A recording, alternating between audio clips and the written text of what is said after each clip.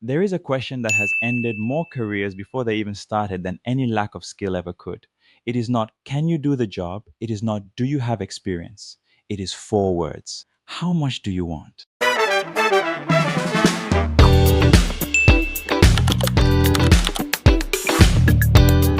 I remember the first time I was asked that question. I had just left my 9 to 5. I was done with the commute, done with the ceiling. I had spent months learning everything I could, building my skills, practicing late at night, consuming every tutorial I could find. And then someone actually wanted to hire me. I remember the excitement, the validation. This was it. This was the moment I had been working toward. And then they asked it, what is your expected rate? And I froze. Not because I did not know how to do the work. I knew the work. I was ready for the work. But somewhere between learning the skill and showing up to that conversation, I had completely forgotten to figure out what the skill was worth. I said a number. It was too low. I knew it was too low the moment it left my mouth, and they accepted it immediately, which somehow made it worse. And here is the thing. I was not alone in this.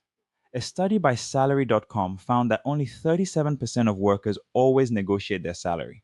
18% never do. And the number one reason people give for not negotiating is that they simply do not know what to ask for. Funnily enough, a LinkedIn survey found that 82% of hiring managers expect candidates to negotiate, but most candidates never do because they are not prepared for the conversation. And for freelancers and remote workers, it is even more complicated. There is no HR department, no salary band, no standard offer letter. It is just you sitting across from someone who does this every day, and you have maybe 10 seconds to say a number that determines how you will be paid for the next several months. The reason most of us are not prepared is actually psychological. When you are passionate about something, when you have fought hard to learn a new skill, when you have made a scary career change, your brain is so focused on proving you can do the job that it almost feels wrong to think about money. It feels like if you ask for too much, they will realize you are not worth it. But that thinking is exactly backwards. Here is what I know now that I wish I knew then. The people on the other side of that table, they have a budget. They always have a budget. And if you do not fill that budget, someone else will.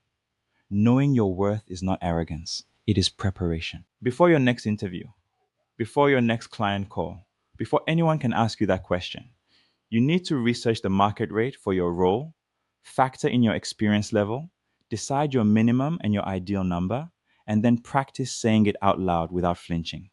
Because the goal is not just to get the job. The goal is to get paid what the job is actually worth. That first freelance client I undercharged, I worked twice as hard trying to prove I deserved even that low rate. Do not let that be you. Know your number, say your number, and say it like you mean it. Thank you very much for watching. See you in the next one.